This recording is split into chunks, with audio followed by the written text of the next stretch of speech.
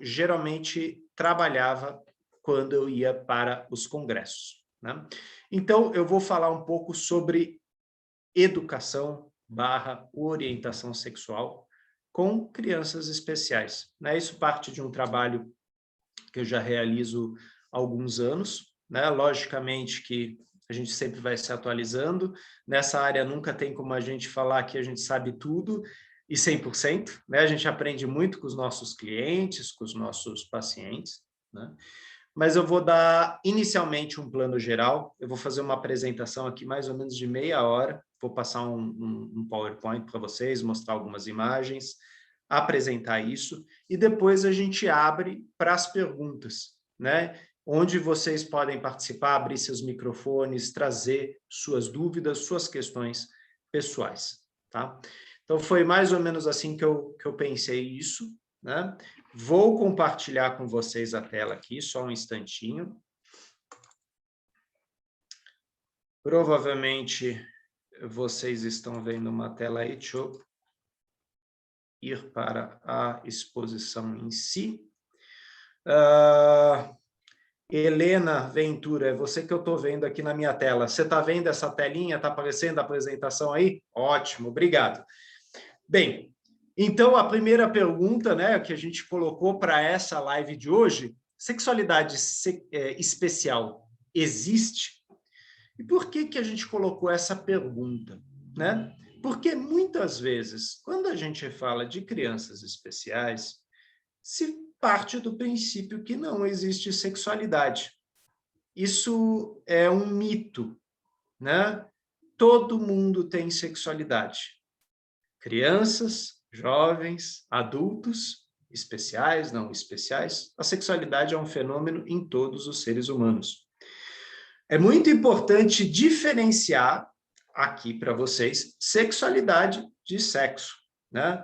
A sexualidade é um fenômeno muito mais amplo, né? A sexualidade, ela envolve a nossa busca, né, por prazer, por sentido, a descoberta de nosso corpo, a descoberta das diferenças entre seres humanos, entre as pessoas, os tipos de relacionamento, sedução.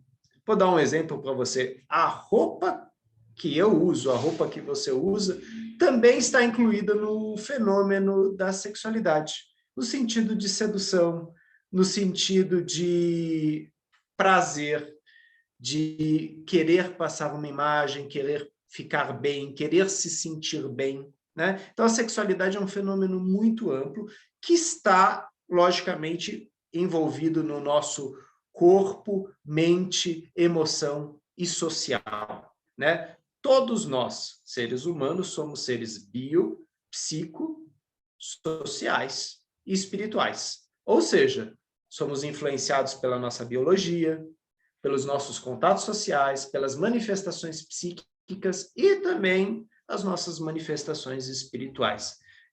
Tendo aí, cada um tem aí a sua espiritualidade, o seu direcionamento.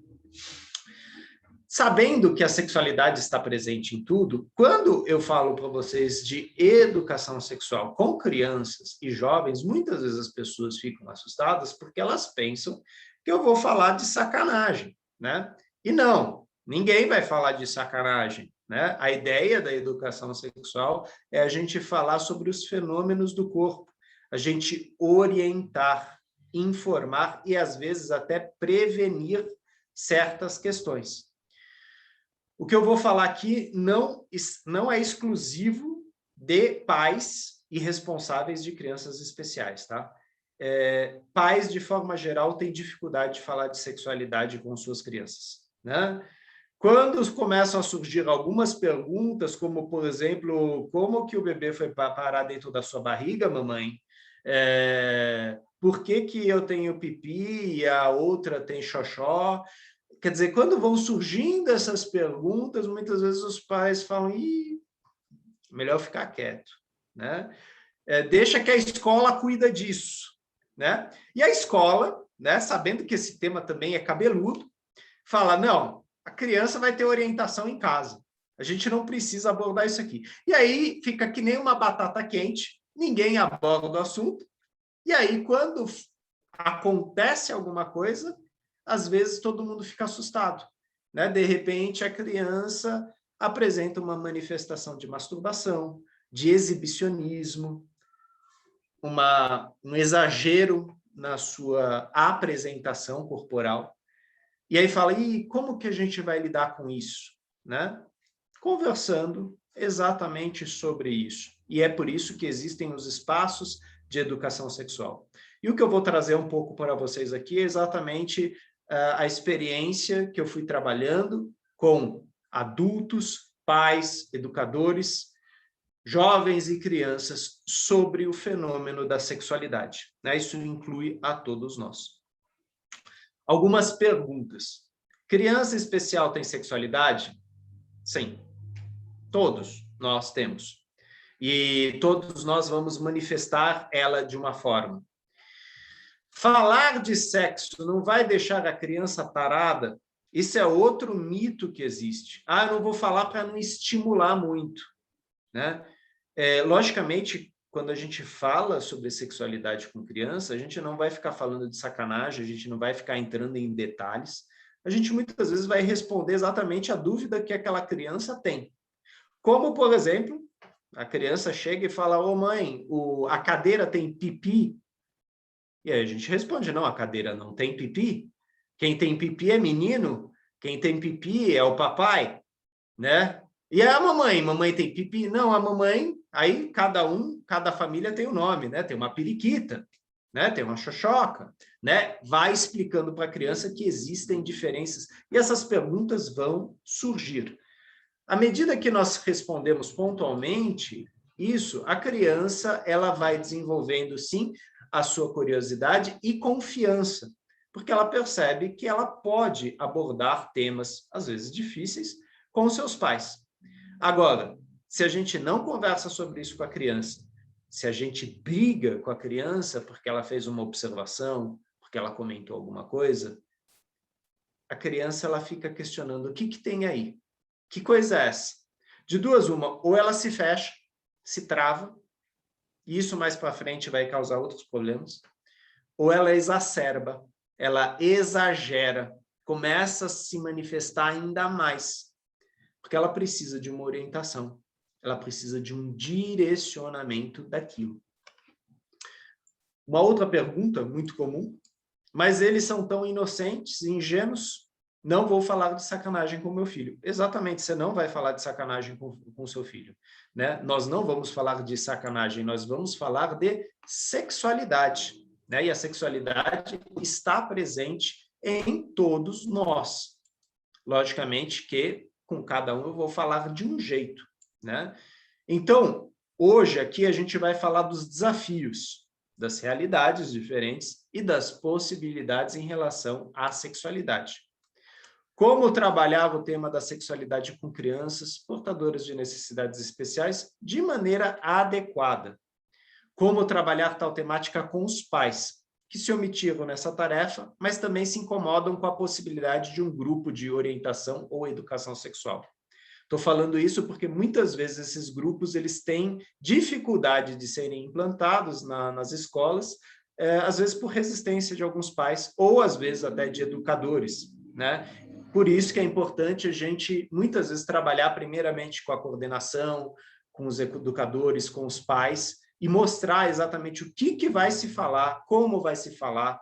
Né? Então, geralmente, a palestra que eu apresento para os jovens é a mesma palestra que eu apresento para os pais, para mostrar exatamente qual que é o conteúdo, como que eu vou falar.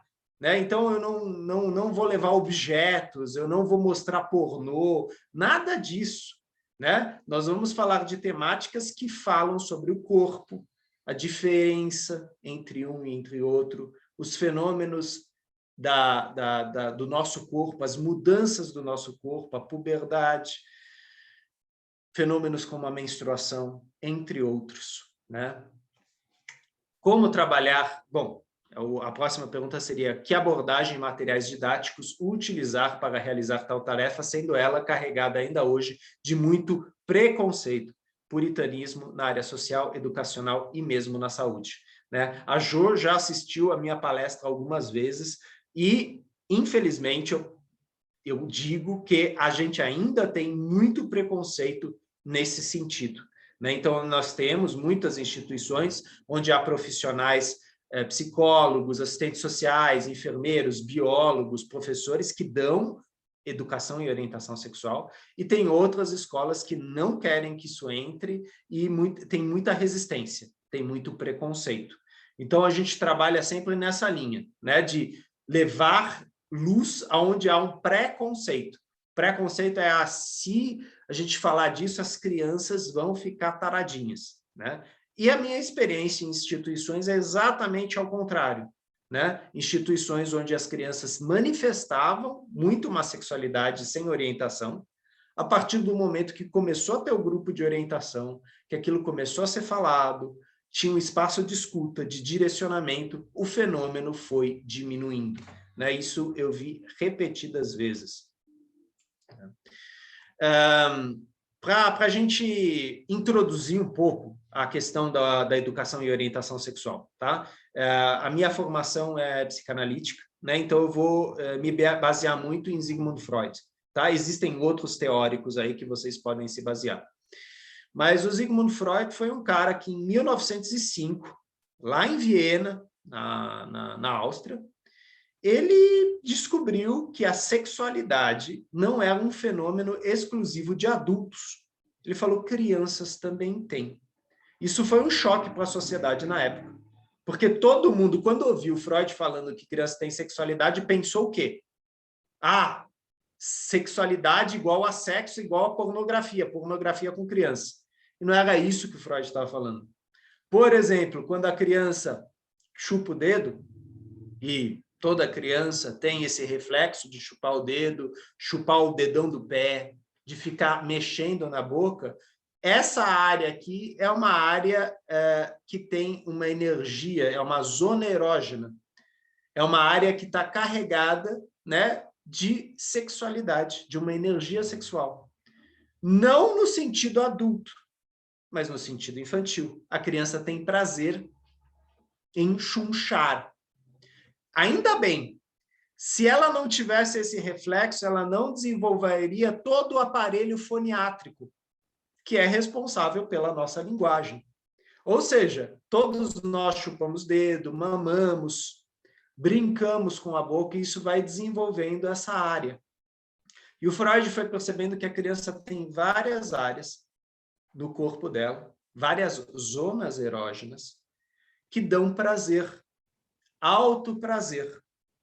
A criança se sente bem mexendo nessas áreas. Por exemplo, estranhamente na orelha, no nariz, na boca. Então, tem um prazer aí. A gente não está falando aqui de sexo, a gente está falando de sexualidade, né? Aquela área lá embaixo, né? O pipi ou a xoxota, essa vai ser uma área que vai se desenvolver lá para a puberdade, né? Então, o Freud falou, não, existe essa área, a área genital, a zona erógena genital, mas ela vai se desenvolver posteriormente. Esse desenvolvimento ele tem a ver também com o desenvolvimento biológico da criança, tá? Todas as crianças passam por isso. Todas. Algumas crianças conseguem manifestar isso mais fácil, outras não. E para não ficar só no Freud, né, tiveram vários profissionais aqui no Brasil que usam a mesma linha de raciocínio. Entre elas, por exemplo, a Marta Suplicy, que tem vários livros publicados sobre educação sexual para pais e crianças, né? Falando exatamente da importância da educação sexual para o desenvolvimento cultural, preventivo, saudável da população de forma geral. E quando a gente fala preventivo aqui, gente, é muito importante isso. A gente está vivendo uma época online, virtual. Todo mundo tem acesso ao celular, às mídias, e automaticamente tem acesso a um mundo adulto, a pornografia. E, muitas vezes, pelos dispositivos eletrônicos, outras pessoas mal intencionadas têm acesso às nossas crianças. Às vezes, no meio de um joguinho, no WhatsApp, no YouTube e vão tentar abordar as crianças. Vão pedir para a criança, me manda uma foto sua, me fala onde você mora, como você é, né? Ou seja, é uma forma de assédio. Quando a gente trabalha em educação sexual, a gente trabalha também com a criança o respeito, o cuidado com o corpo, intimidade, o que pode, o que não pode, né? As áreas que são mais protegidas, que são mais delicadas, as áreas que a gente tem que tomar cuidado para não empurrar, para não mexer, para não dar soquinho, não dar beliscão, né? Ou seja, a educação sexual é uma forma também preventiva dessa criança que vai para o mundo adulto, né? Vai entrar em contato com adultos no futuro, e para ela saber lidar com o corpo dela, com os limites do corpo dela, com as manifestações do corpo dela. Aqui vocês têm um desenho feito por um garoto, né? Esse garoto tem a síndrome de Down, ele tinha 15 anos quando ele fez esse desenho, e muitas vezes a gente faz aquela pergunta, nossa, mas essas crianças, elas pensam naquilo? Será que elas pensam naquilo? Lógico, todo mundo pensa naquilo. A questão é, como que eu penso naquilo?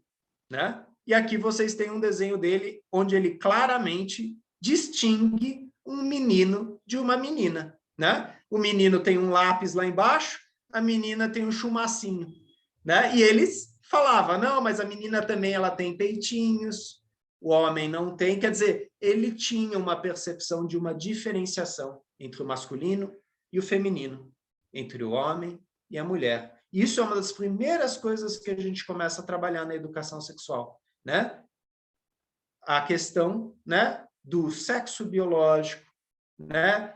Como que é esse sexo biológico? O que é o menino, o que é a menina? A gente vai entrar em questões sociais também. O que é esperado do menino, o que é esperado de uma menina, a questão de gênero, logicamente numa linguagem voltada para esta criança, para este jovem. Nós adaptamos a linguagem, né? Na hora que a gente percebe que a criança, por exemplo, desenha isso, ou de repente está vendo uma revista e fala, olha, mãe, essa moça está mostrando o peito, tal, ela está entrando em contato com a sexualidade dela.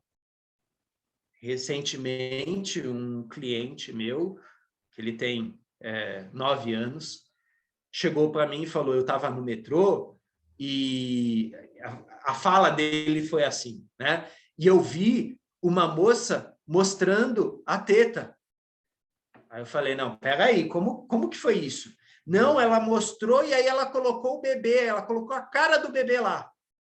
Falei, a moça estava amamentando o filho dela.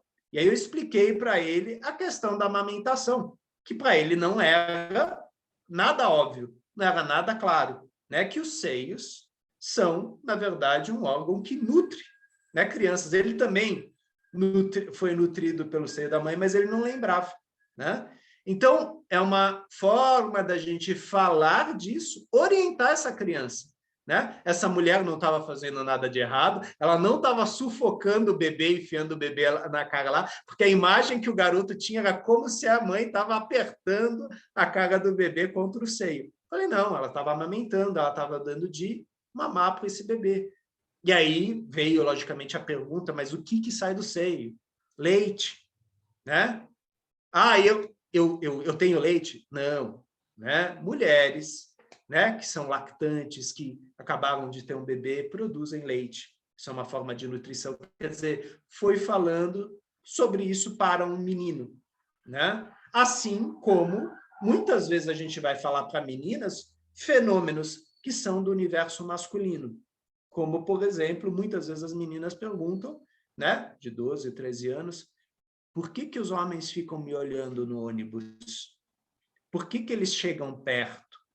E aí, muitas vezes, a gente fala, então, você tem que, às vezes, talvez se afastar um pouco, chamar um outro adulto, falar, não precisa encostar, limites, fronteiras. Gente, isso acontece com adulto, né? E, infelizmente, acontece com criança, né? Tarado tem em todo lugar, né? Numa cidade como São Paulo tem bastante também, né? A gente não vai ficar caçando tarado aqui, mas a gente vai orientar nossas crianças a cuidarem, né, do corpo delas, dos avanços, das questões que elas vão ver acontecendo no convívio social delas. Né? Então, o Freud, ele falou, aqui vocês têm outro desenho feito por um outro garoto, onde também a gente tem claramente uma diferenciação sexual. Esse garoto, ele tinha 12 anos. Né? O Freud falava que a investigação sexual infantil, né, quer dizer, essa coisa da criança, de repente, perceber que a mamãe estava barriguda e depois não estava mais barriguda e tinha uma criança em casa e a mamãe falou, esse é seu irmão, a criança faz uma relação, mas peraí, barriga grande, agora a barriga não está mais grande, agora tem um irmão? Como assim? E a pergunta por trás disso é de onde eu vim, né? De onde eu vim? Dentro? Como eu fui parar dentro da mamãe? O que o papai tem a ver com isso? A criança, ela começa a investigar. Crianças são pequenos cientistas. Quando eu estou falando de criança, eu estou falando de toda criança, sem exceção. A criança observa o mundo o tempo todo. E ela vai tirando conclusões. Quando ela pergunta, é porque ela tem uma dúvida na observação dela. Ela tem muitas dúvidas. Mas é fantástico quando ela pergunta, porque é a chance que nós adultos temos de traduzir a realidade. De, às vezes, mudar certas fantasias que a criança tem, como, por exemplo, uma fantasia muito comum das crianças, é que os bebês são evacuados. A lógica infantil é essa. Como que faz para sair alguma coisa de mim? Eu vou no banheiro. Da onde veio o meu irmão? Foi evacuado. Essa é uma fantasia, né, da criança em relação à gravidez. Né? Na hora que você chegou a ouvir, você explica para a criança. De que forma? Não, tinha uma sementinha. Né? Papai tem uma semente, mamãe tem uma semente. Papai doou a semente dele para a mamãe, e essas duas sementes se encontraram, e essas duas sementes foram crescendo. Onde? No útero da mamãe. E quando cresceu, a barriga da mamãe cresceu. Quer dizer, a gente usa uma linguagem próxima. A gente vai usar desenhos, a gente vai usar gravuras na linguagem da criança, no que é acessível para a criança. Né? Porque essa dúvida que ela tem vai direcionar todo o desenvolvimento cognitivo dela. Como cientista, quando você tem a liberdade para perguntar, para investigar, você tem mais vontade de saber. Se você é interrompido, tolhido, você não faz pergunta. Você trava. Você fica recalcado. E isso afeta depois outras áreas do saber. Afeta depois matemática, gramática, outras matérias. Né?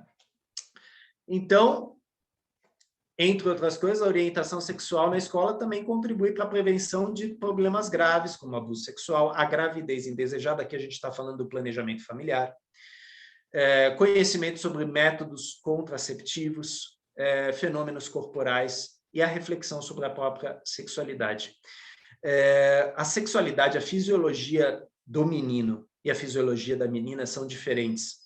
E todos que estão aqui, que são adultos, sabem que existem cuidados específicos com a fisiologia feminina e cuidados específicos com a fisiologia masculina. Muitas vezes na educação sexual a gente vai falar disso. Às vezes não vai ser um pai, às vezes não vai ser um professor, porque são informações específicas. Por exemplo, a cueca, no caso do menino, ela é fundamental porque ela dá sustentação ao saquinho. Né? Se você não usa cueca, o saquinho fica balançando lá e fica batendo em coxa em coxa. A longo prazo, isso vai causar varizes, variocecose. Isso dói. Né? Então, tem muito adolescente que tem variocecose porque não usava cueca. Por isso que cueca é importante. Para a menina, a mesma coisa, a calcinha é importante, a troca constante da calcinha é importante porque o órgão feminino é um órgão muito delicado, muito exposto. Né? Enquanto o órgão masculino é para fora, o feminino é para dentro. Então, a gente vai ensinar coisas que não são óbvias. Eu vou falar que elas não são óbvias porque essas perguntas sempre surgem de novo. E eu fui estudar isso. Eu fui estudar com urologista, ginecologista, com educadores sexuais, porque essas informações muitas vezes não são ditas, né? Muitas crianças nos grupos de educação sexual que eu conduzia tinham tido menstruações traumáticas, porque a mãe não chegou a falar para a menina o que é menstruação. Ninguém falou para a menina que isso ia acontecer. E, logicamente, quando você menstrua a primeira vez, você toma um susto, né? E, agora, imagina, se você, de repente, é uma criança especial, que tem uma dificuldade de abstração, tem uma dificuldade de compreensão, e, de repente, você vê sangue. O susto, né? Então, a educação sexual é uma forma de preparar as crianças, de direcionar certas informações para que eles lidem melhor com o corpo deles, né? Então, novamente, por que é tão difícil, né, a gente falar de educação sexual, tal? Porque existe muito preconceito e ignorância, né? De forma geral, tá? Eu sou ignorante em vários aspectos em relação à educação sexual. E muitas vezes são os meus alunos, pacientes, pessoas que me fazem pergunta que apontam para a minha ignorância, e aí eu vou estudar, eu vou aprofundar, né, como funciona isso para dar uma resposta adequada para o jovem, né? Então, a educação sexual, na verdade, é uma forma da gente combater preconceito e ignorância. A educação sexual é uma forma de inclusão. Todos nós temos sexualidade. Todos nós temos o direito de usufruir da nossa sexualidade. E ela pode ser saudável, ela pode ser adequada, existe lugar, hora para isso. E muitas vezes com as crianças especiais é isso que a gente trabalha. Pode, tem lugar e hora para isso.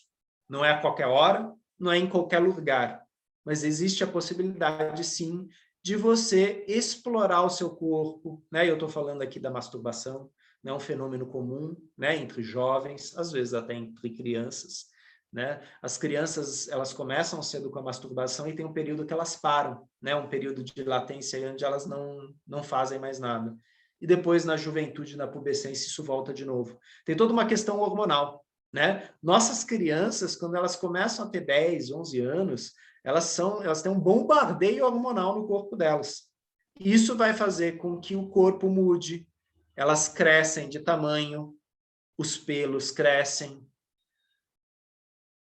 os órgãos sexuais começam a se manifestar. Existem fenômenos, existem cuidados em relação a isso, né? Então, quando, né, a gente falou, né, existe sexualidade especial, né? Não, existe sexualidade, né? A questão é que a orientação sexual, a educação sexual com pessoas com necessidades especiais, ela não tem que ser especial, ela não é diferente. A gente vai adaptar os materiais e a nossa linguagem.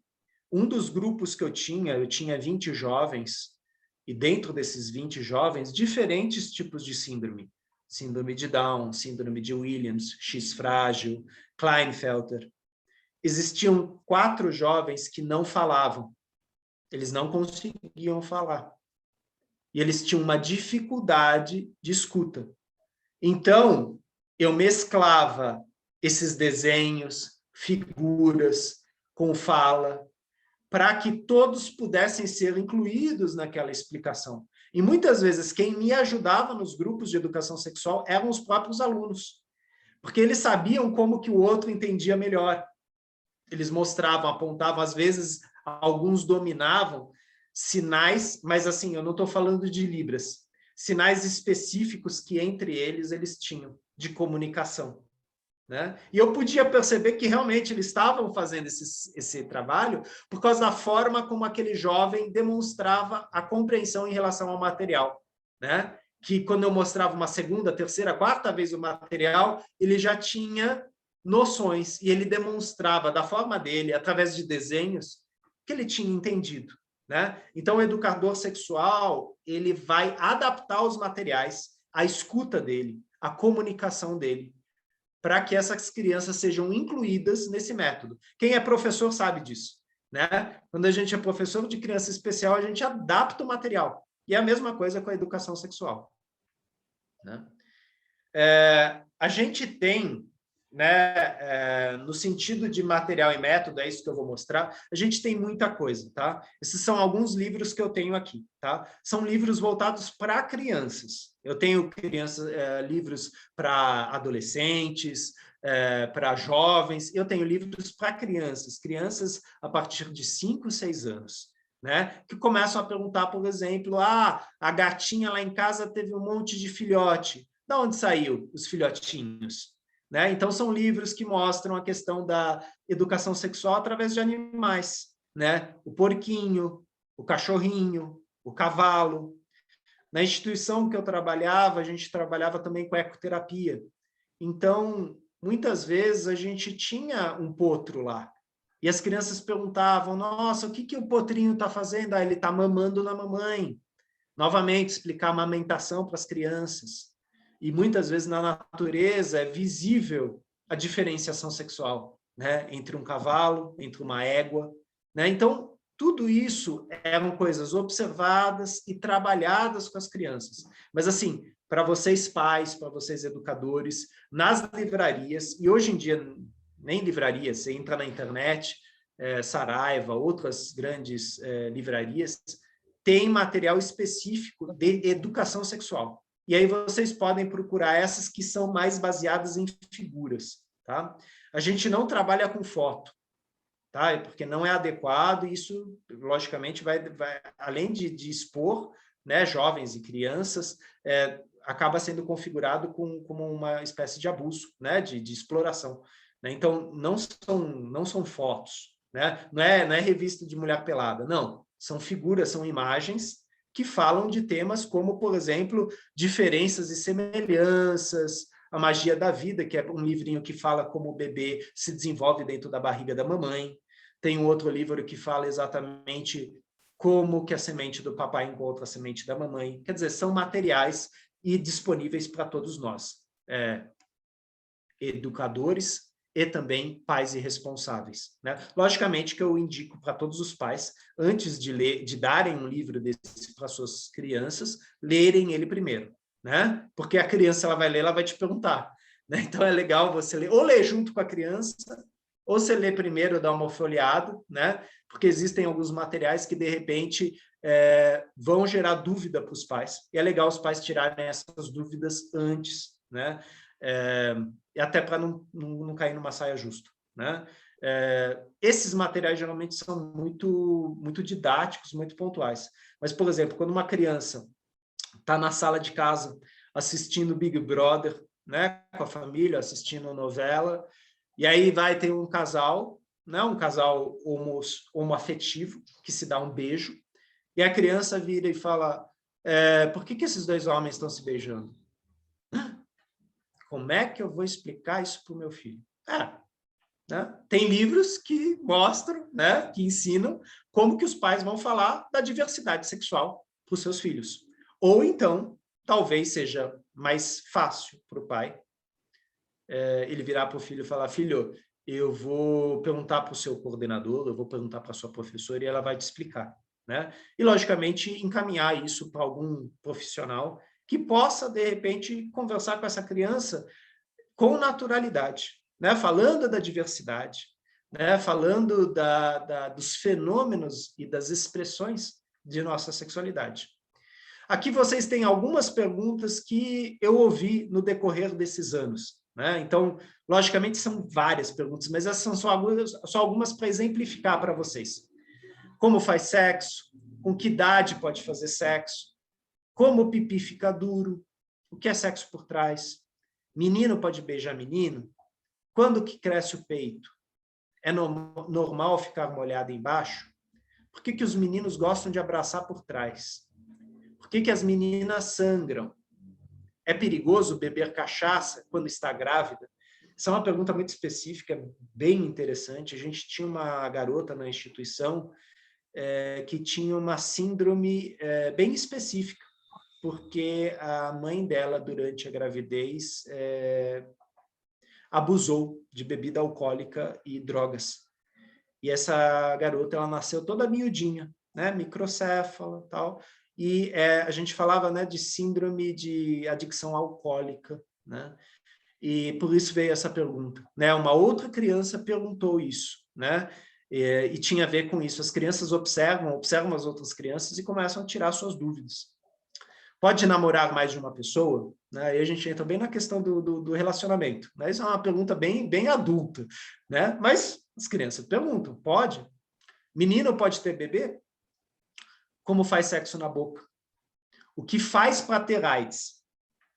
Tem que raspar os pelos da periquita?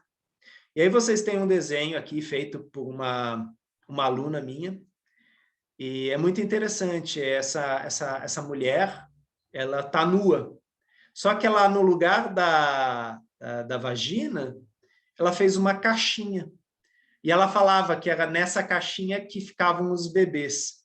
Ou seja, uma criança, né, com uma deficiência, uma criança com uma síndrome de Down, com uma visão simbólica do corpo feminino. Fantástico, né? É de uma inteligência sem igual, né? E, logicamente, se você direciona isso é riquíssimo para essas crianças, né? Sem falar que nós aprendemos muito, nós como adultos aprendemos muita coisa com eles, né?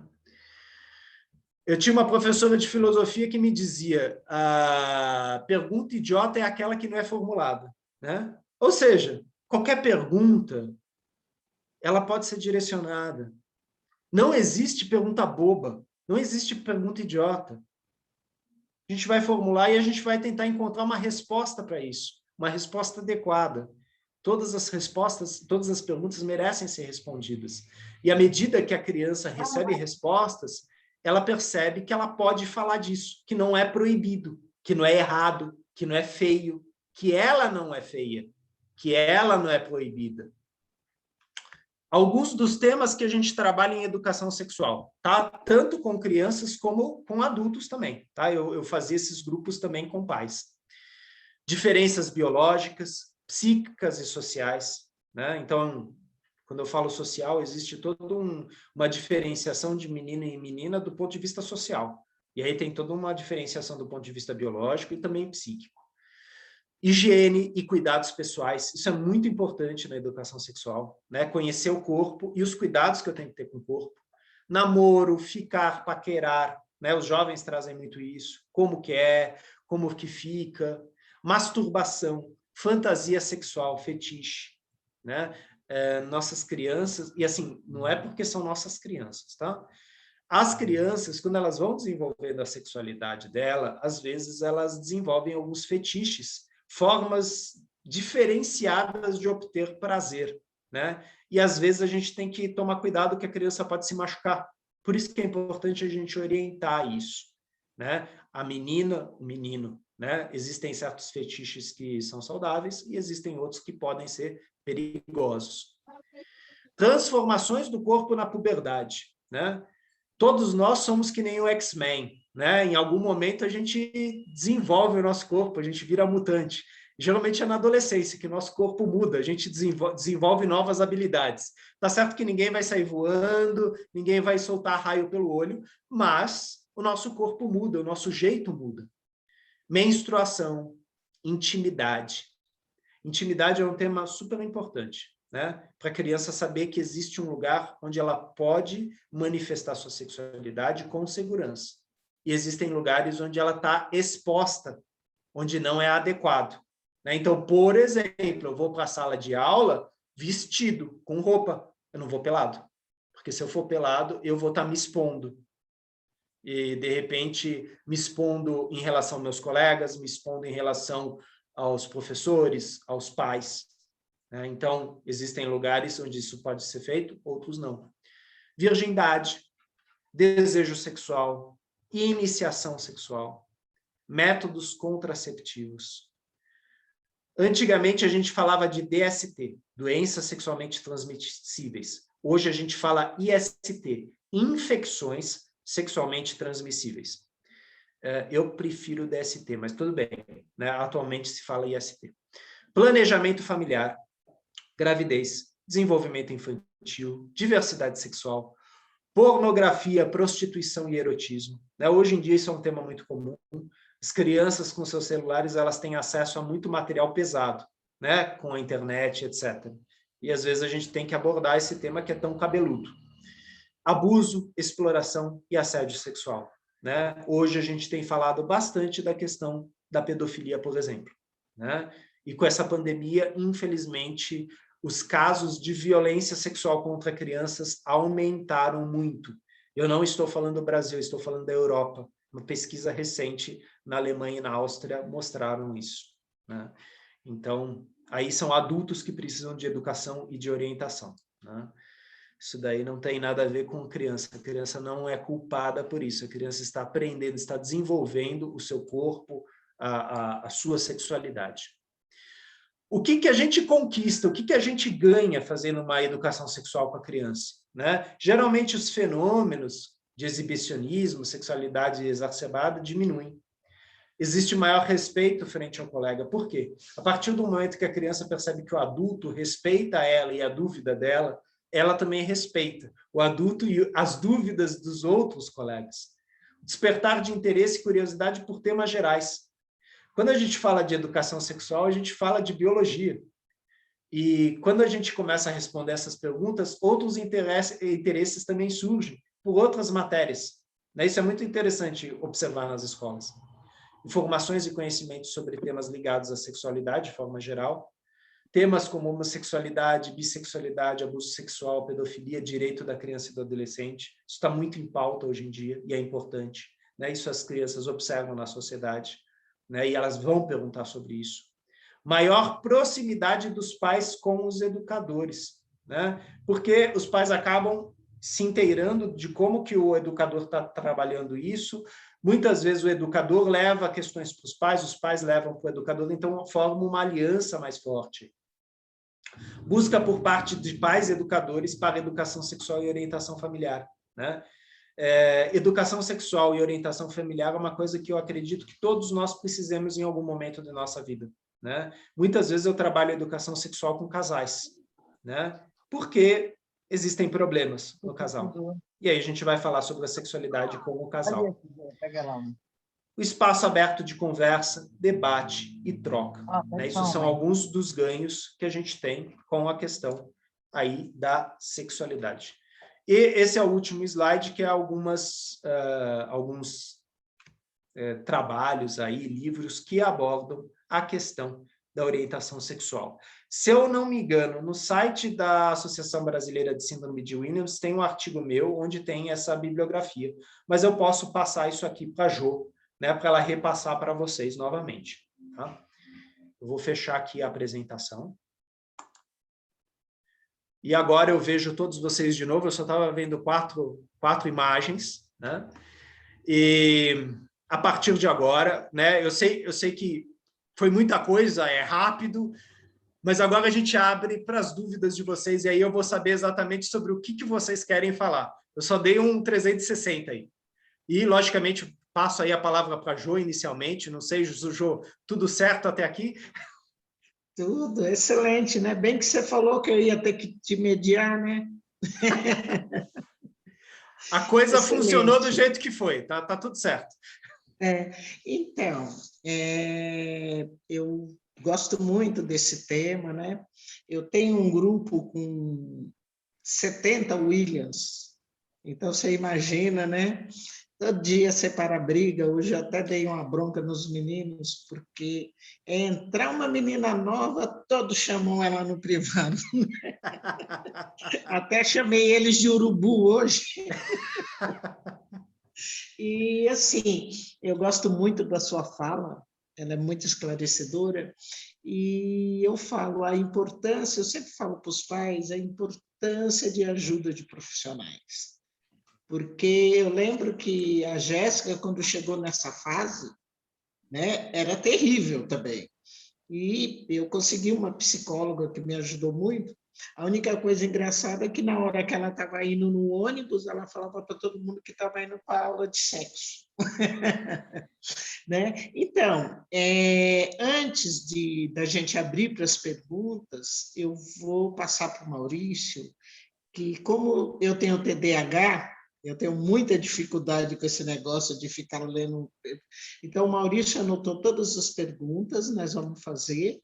E até aqui no grupo, né, nós temos mães, eu não sei se os casais estão já casados, tudo, então eu acho também muito legal, e para mim isso é uma conquista muito grande, né? Eliana, Étula, né? Porque eu lembro que quando a Jéssica começou a namorar aos 16 anos, o mundo inteiro resolveu falar para mim que a Jéssica não podia namorar. E eu não entendia por quê, né? Aí até perguntei, mas é porque ela tem síndrome de William. Porque eu falei, gente, eu vejo meninas, às vezes, com 13 anos já com filho. A minha, com 16 anos, está começando a namorar. Então, assim, eu vejo também nos grupos as mães tentando infantilizar os filhos, achando que se infantilizar não vai acontecer. E é natural. Ou mães chamando homens de meu bebê, né, dando brinquedo, essas coisas, né? Então, né, eu gosto muito de ouvir você falando. Vamos passar para o Maurício e depois a gente segue o debate. Tá bom. Tudo bem? Vocês estão me escutando? Temos. Ok. Eu vou... Desculpa. Eu vou aqui falar as perguntas, né, mandada pela Silvana, né, que é ela que seria a mediadora no caso, tá? Não dá para enxergar o Maurício. Desculpa, eu estou com a câmera desligada aqui. É que o Maurício é invisível mesmo. Se quiser, eu posso ligar a câmera, é que eu estou meio descabelado, aí eu acho que vai assustar um pouquinho. Aqui, só um momento. Ok, tá bom? Então, a primeira pergunta refere-se ao seguinte: a partir dos 3 anos, a criança começa a descobrir o corpo dela e percebe uma sensação diferente quando toca nos órgãos genitais. As crianças com deficiência têm essa descoberta na mesma idade? Legal.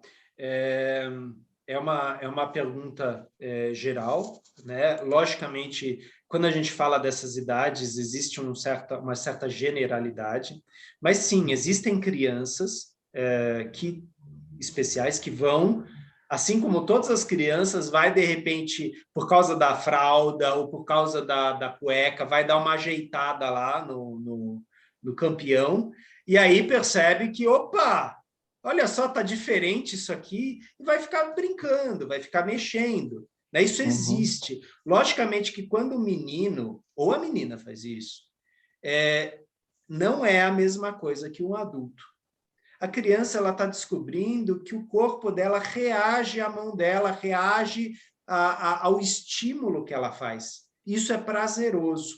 Né? Eu tenho um paciente que, devido à síndrome que ele tem uma síndrome que chama Peltier-Savier. É uma síndrome mais rara. Ele demorou para desenvolver muitas questões hormonais. Então, ele teve uma imaturidade fisiológica, automaticamente também uma imaturidade no desenvolvimento sexual dele. Então, ele foi se interessar por isso lá pelos 11, 12 anos. Né? Ele não teve o fenômeno antes.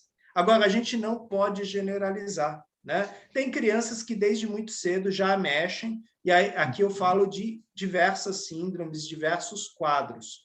A questão é, quando a gente vê isso, né, essa cena, é uma oportunidade da gente orientar a criança, às vezes, a falar, de repente está lá no ônibus, né, brincando de elástico, né, puxando assim, né? A gente fala, então, aqui não, tá? Guarda, né? Chegando em casa, você brinca. Inclusive, a gente pode falar, não puxa muito não, que você vai fazer dodói, tá? Geralmente, o menino, quando ele é pequeno, o bagulho é bem elástico, mas nem por causa disso. Às vezes eles puxam com força e a gente precisa falar, ó, toma cuidado, esse brinquedinho pode machucar, né? Então, não é que você está fazendo algo errado, mas assim, faz com delicadeza, né? Seja gentil com o seu corpo, né? Ó, você tem o teu quarto, você tem o toalete, tem a hora do teu banho, você pode mexer, né? E quando a gente percebe que a criança está fazendo um movimento assim, isso é um dado importante, aí, Maurício? A gente fala para ela, ó, você pode mexer, né? Ninguém mais pode mexer. Às vezes a mamãe e o papai vão te ajudar a limpar, tá? Porque a criança às vezes vira assim e mostra aí o campeão para a mamãe e fala, ó, mamãe, como tá? A mãe fala, ah, legal, né? Você não quer mexer? Não, mamãe não quer mexer, né? Isso daí é seu, você pode brincar, mas a mamãe não vai mexer. Por que que eu falo isso? Porque senão a criança interpreta que é normal, é natural a mamãe ficar manipulando ele. E, logicamente, quando é uma questão de higiene, de saúde, é uma coisa. Quando você já percebe que a criança ela está explorando o corpo dela, é legal ela explorar ela mesma, né? E falar para ela, falar, olha, pode ser que você esteja com um amiguinho da mesma idade, tal, toma cuidado, né? Não no sentido que o amigo vai fazer alguma coisa, mas assim, toma cuidado para vocês não se machucarem. Agora, se vier um amiguinho mais velho, uma amiguinha mais velha, você fala que não, né? Então, a gente começa a falar de barreiras, né? Então, crianças da mesma idade fazendo pega aqui, pega ali, é comum, acontece. O problema é quando é uma criança mais velha, uma mais nova, ou quando é um adulto com uma criança. É aí que a gente vai interferir de forma mais firme, né? Mas a criança vai sim mexer, e é muito comum, às vezes no berçário, você vê lá a criança de 4 anos olhando um para o outro, aquela cena clássica, né, de puxando lá a calcinha, olhando para dentro, rindo, né? Ah, tá faltando alguma coisa aqui. Não está faltando nada, meu amigo, é que o meu é diferente.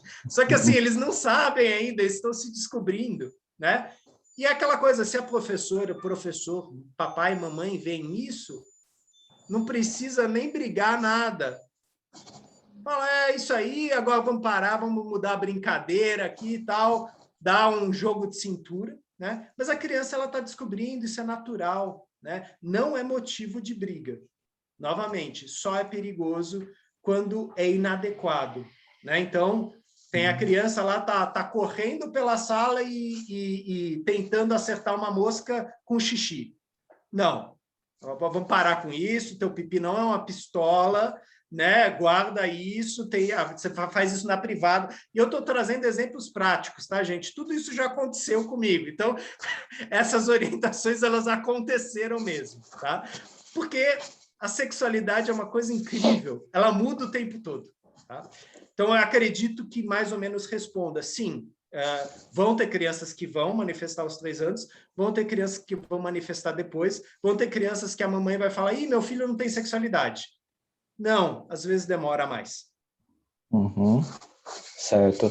A próxima pergunta, né, acredito que você acabou dando uma pincelada assim por cima, né, que é com relação ao acesso, né, às vezes muito expositivo, né, dos conteúdos, de conteúdos pornográficos, né, de sexo, e que eles estão bem explícitos, né, tem uma exposição muito grande na internet, televisão, né, e assim, como que as crianças, os adolescentes, os jovens com deficiência, eles têm lidado com essa, como se diz, essa grande exposição, né, de informação, né?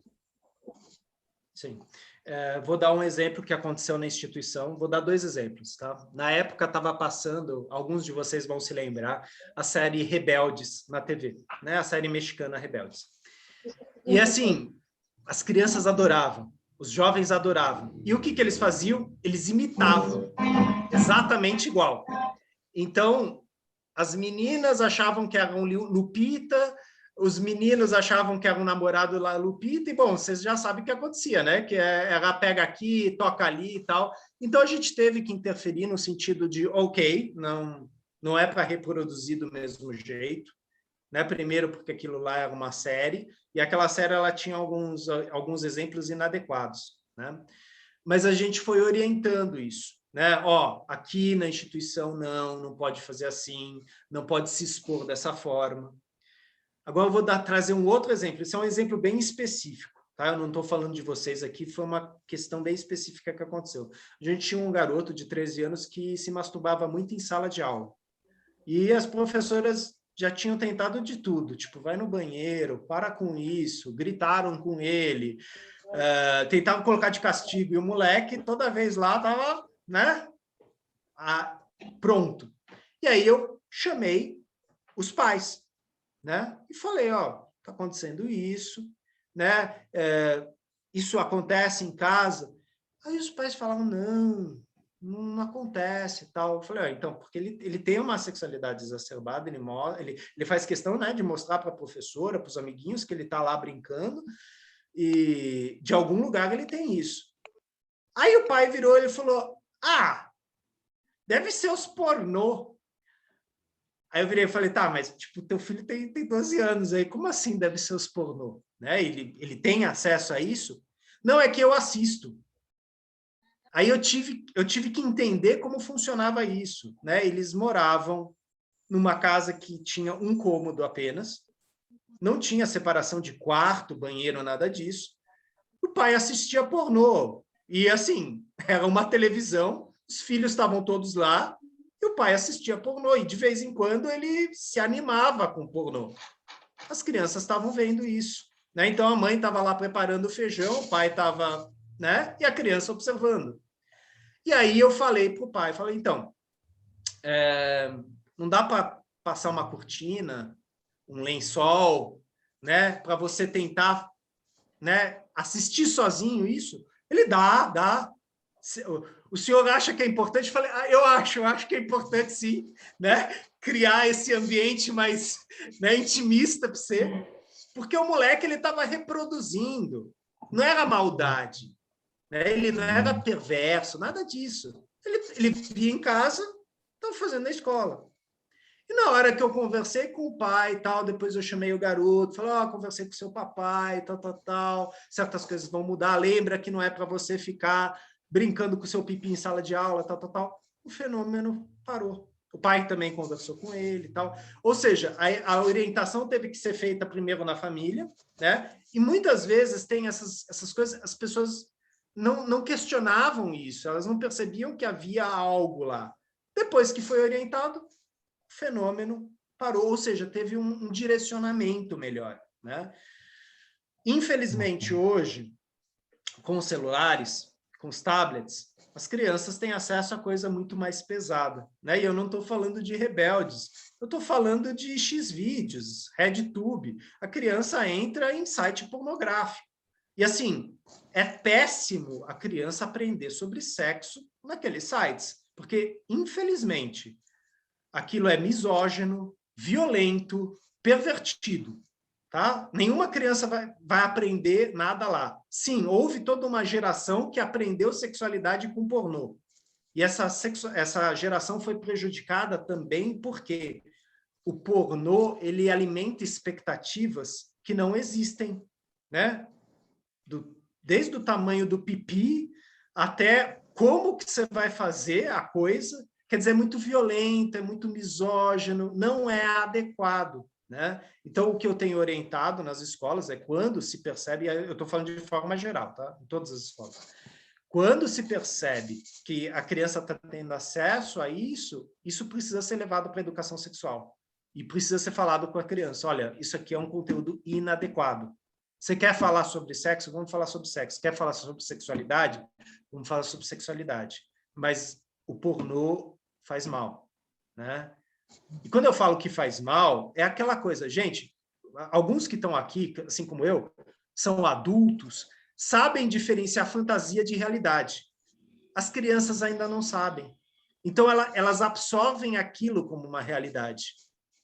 Então, vocês podem imaginar os monstros que ficam na cabeça dessas crianças. Né? Então, se a pornografia pode fazer mal para um adulto, quiçá uma criança, quiçá um jovem. Então, por isso, a gente toma todos os cuidados possíveis nesse sentido. Acho que é isso, Maurício.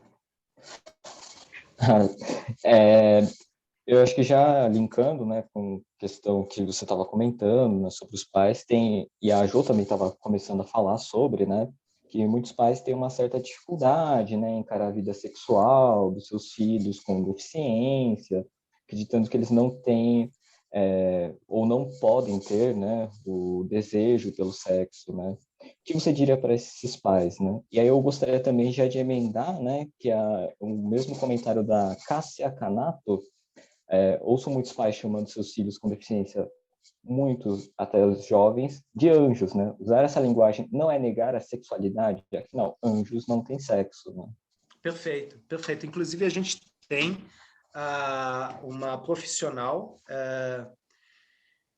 que agora eu não me lembro o nome, ele escreveu um livro chamado Rompendo o Preconceito, Sexualidade na Deficiência Mental, onde ela fala dessa coisa que muitas mães, muitos pais, muitos educadores tratam crianças especiais como anjos, e é uma forma, assim, de negar a sexualidade.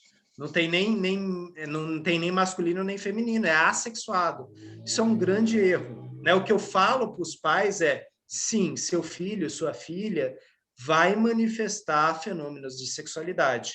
O quanto antes nós nos prepararmos, isso é para qualquer pai e para qualquer mãe, tá, gente? A gente tem que se preparar, essa conversa, essa saia justa vai acontecer algum dia, e é importante que a gente fale com nossas crianças sobre a questão de planejamento familiar. A gente vai procurar a ajuda do médico que acompanha, para orientar a criança, um ginecologista, um urologista, né? Se é uma criança especial, muitas vezes verificar como a síndrome afeta o corpo daquela criança. E a gente tem vários casos específicos, né? Então, a gente tem, no caso de Williams, algumas características, a gente tem nos Downs algumas características, e muitas vezes o médico geneticista ou um urologista que trabalha com crianças especiais, ele vai poder explicar isso para o jovem, para a jovem. Olha, isso aqui vai ser mais difícil para você. Isso aqui é possível, né? Aqui, tome esse cuidado, tome aquele cuidado. Em relação a ter filhos, em relação à gravidez, como vai ser esse planejamento?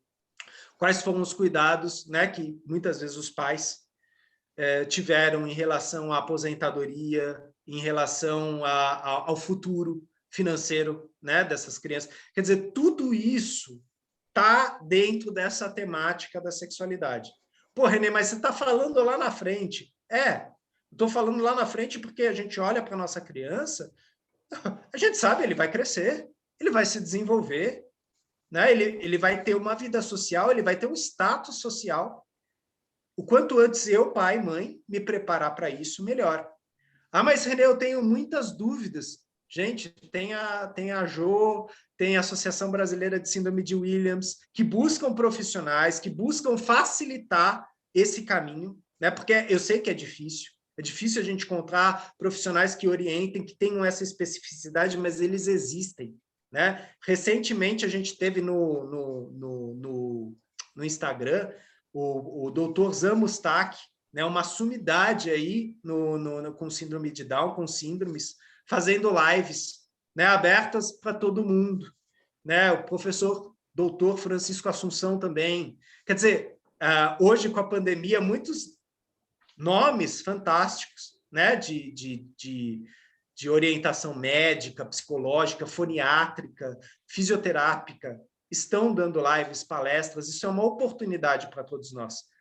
E a gente procurar esses profissionais é, sim, a gente planejar da melhor forma possível o futuro dos nossos filhos, né? E aqui eu sei que, logicamente, uma criança especial, ela exige alguns cuidados especiais. Quanto mais eu puder possibilitar a autonomia dessa criança, melhor, né? E isso começa quando a criança começa a andar, quando a criança começa a fazer xixi e cocô, quando a criança começa a ter autonomia. Aí eu já vou me direcionar para isso, né? Ou seja, o que eu falo para os pais é, vai acontecer. Logicamente, cada caso é um caso.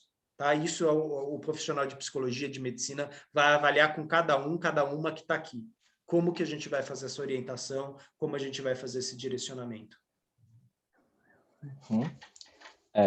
A Carla Campos, ela pediu para fazer algum comentário. Pode abrir seu microfone, Carla. Por favor. Oi, boa noite a todos. Falando sobre fetiche, eu tive um problema, estou tendo, na verdade, com meu filho, que tem síndrome de Williams, ele tem 16 anos, e aos 13, ele começou a vestir roupas, e ele se excitava com isso. Começou com roupas, vestidos, quando ele via alguma menina de vestido longo, e começou a pegar meus vestidos, então eu parei mais de usar vestidos, porque eu percebia já olhares diferentes, e fui explicando que não podia, enfim, cheguei a proibir mesmo. Depois ele passou a vestir as fantasias da irmã menor, rasgando muitas fantasias dela, inclusive, e roupas comuns, até farda da escola, enfim. Hoje ele já está bem melhor, mas assim, eu cheguei a proibir realmente.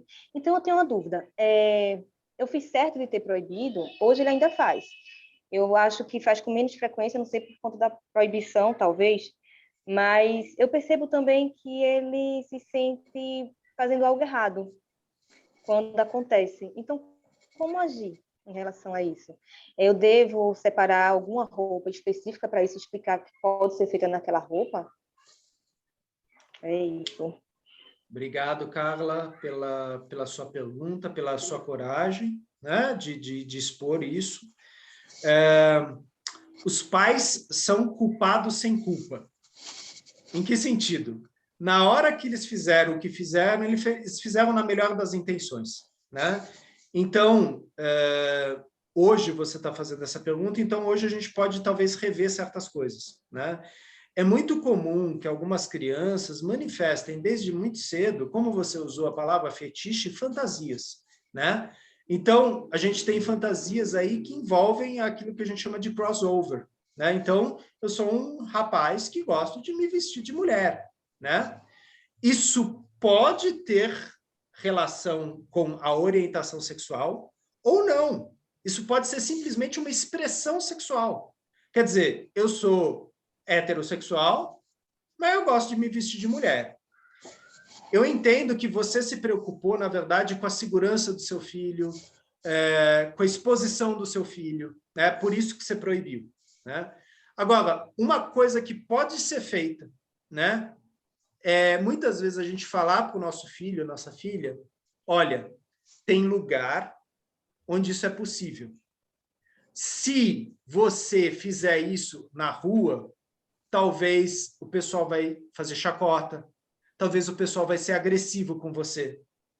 E a mamãe não quer isso para você, né? Mas, se você quiser fazer teatro aqui em casa, né? Você pode usar esse termo, fazer um teatro, se fantasiar, né?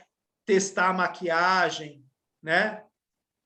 Vai ter um horário aí para você poder fazer isso, para você poder praticar isso. E, logicamente, vai vendo como que isso vai evoluindo, né? Existem muitas questões que envolvem as síndromes, né? E agora eu falei no plural, né? Porque isso não é específico de uma síndrome, onde a orientação sexual ela não é clara. E muitas vezes existem fantasias transexuais, tá?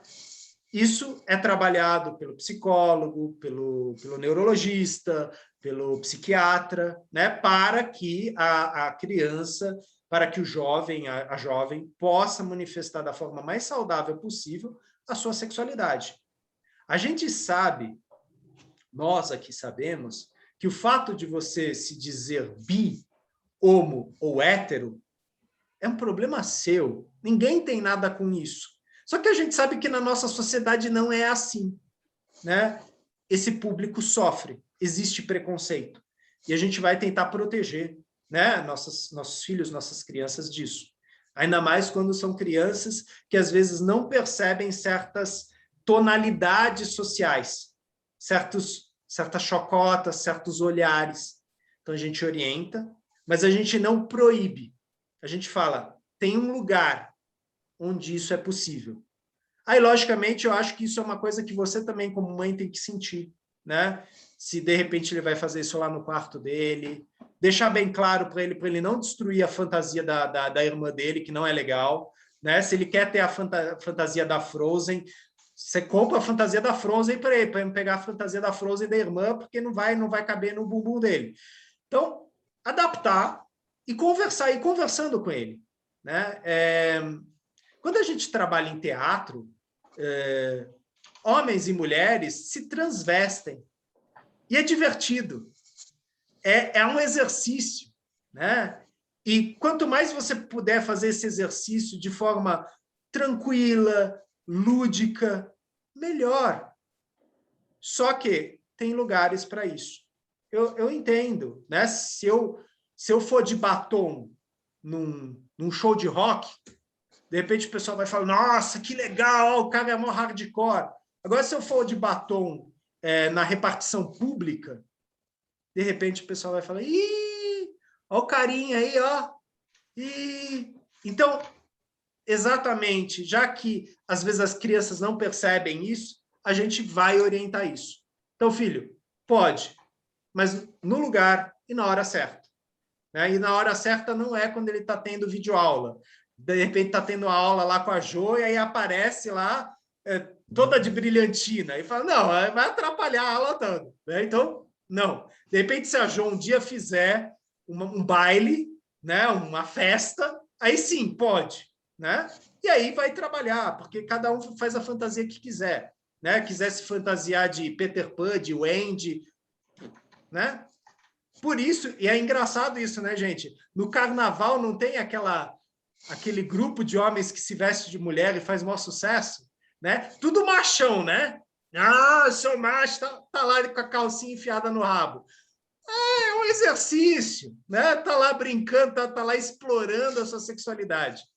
Logicamente, os jovens também vão fazer isso, né? Então, eu entendo o que você fez, você não estava errada, você tentou proteger ele, mas você pode retomar essa conversa com ele e falar, então, filho, se te faz bem, se você se diverte com isso, você pode, mas faz aqui em casa porque é melhor. Né? Eu falei aquilo para te proteger. Né? Isso vale para todos vocês. Né? Às vezes, nossas crianças vão apresentar uma sexualidade que ela não vai ser muito bem interpretada aos olhos sociais. Né? Então, de repente, você tem lá um menino, eu tinha um paciente meu que ele andava para cima e para baixo com um ursinho, né? Só que ele tinha 16 anos. Né? E aí o pessoal falava, é bebezão, tá com ursinho. Não, ele não era um bebezão, ele era uma criança que tinha uma deficiência. E aquele ursinho era o amigo dele. Né? E num determinado momento ele começou a se apaixonar pelo ursinho dele. Ele tinha toda uma relação de namoro com aquele ursinho. Isso foi tudo trabalhado em terapia, foi trabalhado junto com os pais dele. Cada caso é um caso. Né? Então, eu ouço a Carla, essa é uma orientação possível com a Carla. Vamos ver o que acontece depois. E aí a gente vai passo a passo, a partir do que acontece, a partir do que se mostra. Né? A gente sempre tem que tomar muito cuidado com a proibição dura, porque, às vezes, o tiro sai pela culatra. Às vezes, a criança exacerba ainda mais. Às vezes, até para provocar. Né? Então, vamos encontrar um meio termo. Nem tanto a céu, nem tanto a terra. Você sabe que eu penso que, para todos nós, o proibido sempre foi mais gostoso, porque todas as vezes que nossos pais falaram não, nós fomos. Né? Eu me lembro o Renê estava falando e eu me lembrei de uma situação que aconteceu com meu filho mais velho. Me chamaram na escola para me entregar um monte de revistinha pornográfica. E era aquela revista bem pesada. Né? Imagina a minha cara, e a diretora ama isso, né? Me entregando. Aí cheguei em casa, fui conversar com ele, tudo. Né? Você gosta? Gosto. Então vamos fazer assim, a partir de agora eu vou comprar. E eu criei ele sozinha, né? E aí, imagina a minha vergonha de ir lá na banca comprar aquilo. Uhum. E, olha, por 2 vezes, aí né, eu falei, você não vai mostrar para os seus irmãos, não vai levar para a escola, e combinamos um lugar no guarda-roupa, debaixo da gaveta, para ele guardar. Eu comprei 2 vezes, depois disso, ele não quis mais saber. Então, enquanto era proibido, era gostoso. Uma outra coisa a Jéssica, ela queria ter, quando casasse, queria ter trigêmeos com o Williams. Eu sempre falava, Jéssica, você vai morar do outro lado da cidade, porque com 3 chorando, porque o Williams chora, que é uma beleza, né? E ela não entendia. Aí eu arranjei um filhote de cachorro para ela cuidar, recém-nascido, que ela tinha que dar mamadeira. O cachorro chorava à noite, eu acordava ela para ir cuidar. 3 dias, a Jéssica chegou e falou, mãe, vamos devolver ele? Aí eu falei, nossa, Jéssica, eu devia ter te devolvido. Falei, mãe, não devolve, filho. Aí eu falei, nossa, e o cachorro não toma banho todo dia, o cachorro não usa fralda. Eu fico te imaginando, o cachorrinho anda, você com 3. Ela olhou assim, ligou para o namorado, Tiago, quando a gente casar, eu não quero ter filho, porque criança enche o saco, chora e caga e come, que é uma beleza. Acabou. Então, a partir disso, ela quis evitar pensar em não ter filhos, tudo isso. Então, muitas vezes, toda vez que eu falava não, não, ela insistia, ela me afrontava, né? Sim.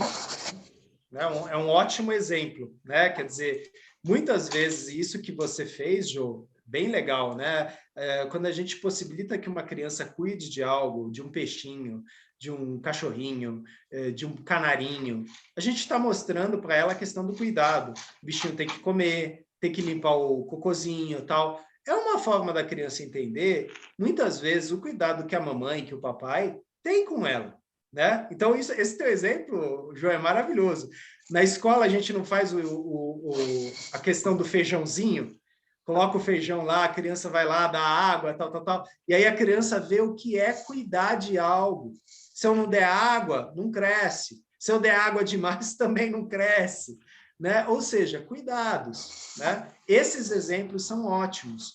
Né? Logicamente, a criança vai trazer fantasia, assim como eu, homem, eu, mulher, tenho fantasias, eu vou ter 3 filhos, meus filhos vão ser assim, assado. As crianças também vão ter, e vão falar disso.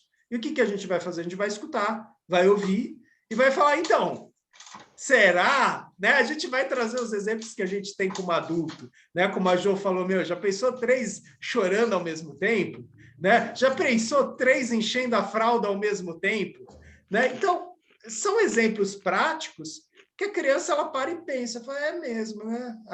Dá trabalho. Dá trabalho. Isso não quer dizer que você não vá ter, mas, né? Tô te dando uma perspectiva adulta aqui, né? Porque, logicamente, a criança não gosta que a gente fale, porque você é criança e você não entende. Não. Fala para ela, então, é que no mundo adulto é assim. E ela vai entender. Em vez de falar, você não entende, você dá um exemplo prático. E aí ela vai te responder se ela entende ou não entende. Se faz sentido para ela ou não, que nem a Jéssica fez contigo. Tipo, não. não quero mais não. Essa brincadeira tá muito chata. Maurício, tem mais perguntas? Sim. Eu vou até abrir aqui um parênteses, né, que acho que é o desenvolver da conversa, né, ela acabou já meio que já respondendo muitas das dúvidas aqui que a Silvana acabou mandando. E aí eu gostaria de elencar, né, que eu acabei deixando passar, mais uma pergunta da Viviane Fernandes, bem no começo, né, Renê, como orientar as crianças para não aceitar carícia de pessoas mesmo próximas devido ao índice alto dos abusadores ser pessoas do convívio familiar? Perfeito. Eu quero fazer uma fala dessa, porque assim, os Williams, eles são muito comunicativos e muito sociáveis, né? Então, todo mundo é amigo, todo mundo, né? Então, acho que vai junto. Sim. E é aquela coisa, né, Jô? Os Williams são muito próximos, né? São muito afetivos. Crianças com síndrome de Down também, né? E quando a gente trabalha com educação sexual, a gente trabalha inclusive os limites do corpo, né? Então, eu trabalhava com jovens a partir dos 12, 13 anos, né? Não chegavam a ser crianças, as crianças eu orientava pontualmente junto com os pais.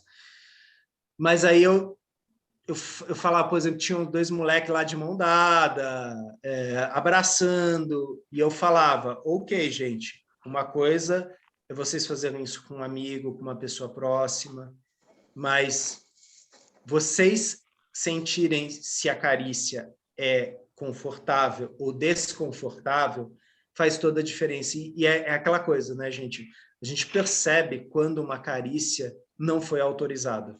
Né? Não sei se vocês já tiveram essa experiência, mas assim, transporte público, tal. Você percebe quando uma pessoa encosta em você sem querer e quando, de repente, você fala, opa, esse aí embaixo aí é meu. Né? Quando a coisa vai com mais força. E você fala, não, esse toque não foi permitido. É muito complicado, e a Viviane está trazendo um tema que é espinhoso. É muito complicado quando é alguém próximo da família. Porque muitas vezes eu falo para o meu filho, minha filha, olha, deixa sua titia te dar um beijinho na boca, ela está com saudade, deixa o seu titio te dar banho. E é interessante que a criança tenha o pai ou a mãe como referência, ou então, às vezes, o cuidador é a avó e o tio. Quer dizer, quando aquele é o cuidador, o principal, né? Deixar bem claro que é essa pessoa que vai cuidar de você, que vai desenvolver sua autonomia para você fazer isso sozinho, né? Mas sempre falar para a criança, olha, ninguém pode tocar aí no seu pipizinho, na sua periquitinha. Mostrar para a criança como lava e estimulando que ela própria faça isso. E falar para ela, falar, ninguém pode mexer, ninguém pode ficar olhando para isso, né? E muitas vezes a criança vai falar, mas meu amiguinho olhou. Tá, mas te machucou? Não. Vocês estavam brincando? A gente estava brincando. Não, tudo bem, né? Mas tenha claro que o seu pipi é o seu pipi, a sua periquita é a sua periquita, e ninguém pode ficar mexendo. Tem um vídeo no YouTube, né, que fala exatamente sobre isso, né, sobre as partes íntimas. E é um vídeo, é uma animação, um desenho animado que mostra os locais permitidos e não. Tanto que o desenho começa com um menino encostando no peito da menina e a menina fala, ei, Edu, você não pode mexer aqui, essa aqui é a minha parte íntima. E aí o Edu ri, ele fala, o que é isso? Aí ela, você não sabe? Aí ela começa a explicar para ele, né, que tem partes que pode tocar e partes que não. Eu até vou procurar aqui esse vídeo, que aí eu já compartilho com vocês no chat. Maurício, se você tiver uma outra pergunta, você pode seguir para ela, que eu vou dar uma procurada aqui. Claro, claro. Voltando a uma das perguntas da Silvana, que ela acabou colocando, né? Assim, para sintetizar por causa do horário também, né? Que ela acabou comentando, né? Que apesar da síndrome de Williams nem sempre ser hereditária, né? Existe 50% de probabilidade dela ser transmitida na gestação. Você acredita que esta também possa ser um dos motivos dos pais terem uma certa resistência à vida sexual dos seus filhos? Sim. E aí, complementando, né, desculpa, com relação que, por exemplo, ela também cita, né, que tem pais que acabam optando por vasectomia, né, nos seus filhos, né, então eu acho que ela quis abordar, né, nesse íntere, né, desse conjunto, né, de perguntas, né, sobre questão genética, né, e da forma com que existe uma preocupação dos pais, né. Sim, sim. Essa é uma questão também espinhosa, tá?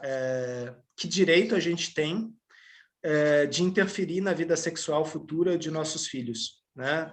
Então, a gente tem quadros e tem quadros, né? Só que a gente está falando, por exemplo, aqui dos Williams, né? Que a gente tem vários exemplos aí de Williams que são casados, que têm uma vida sexual, que têm uma vida social, assim como existem também garotos com síndrome de Down, né? Vocês sabem que tem até um grupo aí que fez um filme, rodou um filme, né? Que são casados também. É uma temática que precisa ser conversada entre os pais, junto com o médico, né? A gente não estimula a castração, né? E o que a gente está falando aqui é castração, né? Tipo, você fazer uma vasectomia, você cortar as trompas, né? Você está fazendo uma castração, né? Eu acredito que é uma questão que precisa ser debatida assim com um médico, com um profissional, né? Isso tem questões legais também, né? Por mais que seja meu filho, minha filha, eu não posso tomar esta decisão pelo meu filho, minha filha, porque ele não está correndo risco de vida. A gente faz uma cirurgia quando existe risco de vida. Especificamente risco de vida, não assim. Ah, não, eu vou prevenir, então é melhor cortar. Não, gente, a gente não trabalha nessa linha meio tipo nazista, né? De tipo, vamos já cortar essa possibilidade. Não, né? Então, converse com o médico, converse com o psicólogo, converse com seu filho, sua filha, né? Existem quadros, e aqui eu vou falar de síndromes que são outras, não a de Williams, onde você tem realmente uma restrição cognitiva tamanha que, assim, é um adulto no corpo de uma criança de 3 anos. E aí é diferente. Porque aí, às vezes, essa criança corre risco. Ela pode ser abusada, ela pode ser utilizada de forma errada, né, pelo meio social. E aí, muitas vezes, como uma forma de cuidado e prevenção, se fala de uma vasectomia. Mas isso são casos específicos, isso tudo é debatido por um conselho médico, às vezes até com advogados presentes, porque não é assim de, vai lá, corta que está resolvido. Não. É uma temática, inclusive, né, Jô, eu acho que isso daria também uma live, é uma live delicada, mas com a presença de uma equipe médica, não um médico mais, porque isso não é tão simples assim de falar sim ou não, né? Eu entendo a preocupação dos pais, só que ao mesmo tempo, que direito eu, como pai, ou eu, como mãe, tenho de privar meu filho de ter uma vida sexual no futuro, de ter um planejamento familiar no futuro, né? Lógico que a chance de termos uma criança com síndrome é muito alta, né? Isso tudo tem que ser orientado, isso tudo tem que ser trabalhado, né? Com os pais, com os jovens, com a equipe que está acompanhando essa criança, né? É uma excelente pergunta, né? Eu acredito que no nosso último encontro, Jô, presencial, que foi lá no Parque da Juventude, a gente teve essa pergunta, e foi uma pergunta feita por uma jovem Williams, eu não lembro o nome dela, mas ela fez essa pergunta. É uma pergunta interessantíssima, e eu acredito que a gente tenha que fazer isso para outros profissionais, mais profissionais, né? No primeiro momento, eu já falo que não, a gente não interrompe isso. Isso tem que ser debatido.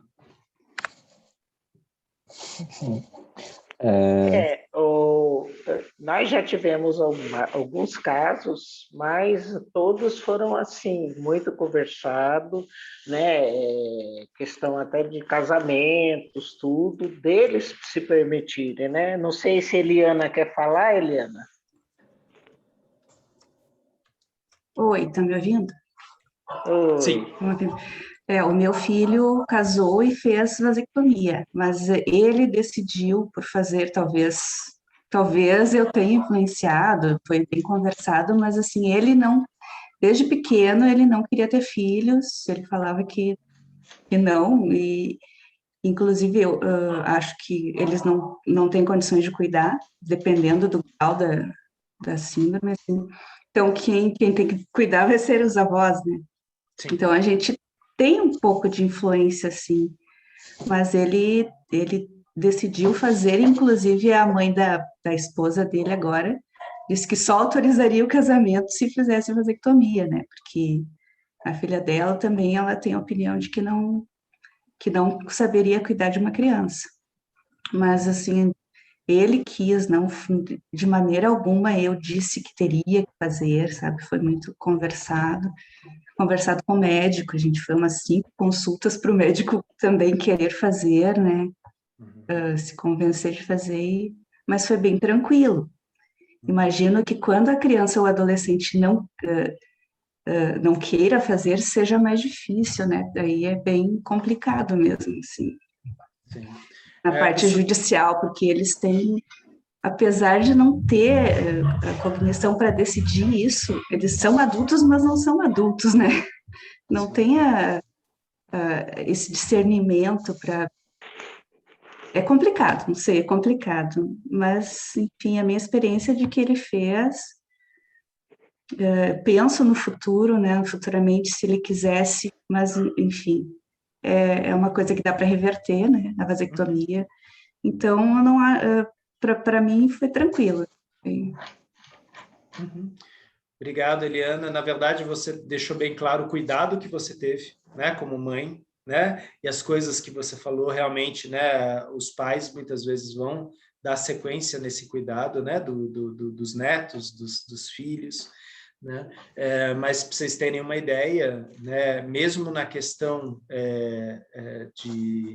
do transexualismo, né, dos transgêneros, é uma questão que a gente questiona, né, uma colocação que a gente faz, e isso também aparece no hermafroditismo, né? O hermafroditismo é uma das síndromes mais antigas envolvendo a questão de gênero. Qual é a idade adequada para fazer a cirurgia, né? Então, geralmente, a gente espera que esse jovem adolescente, né, com mais maturidade, possa, né, direcionar isso melhor, né? Então, na questão do hermafroditismo, isso ainda é mais sério, porque, assim, você tem 2 órgãos funcionais, mas você ainda não tem a orientação e a expressão. Isso vai ser desenvolvido muitas vezes na adolescência, na fase jovem, e existem aqueles que depois de adultos não fazem a cirurgia, né? Permanecem hermafroditas.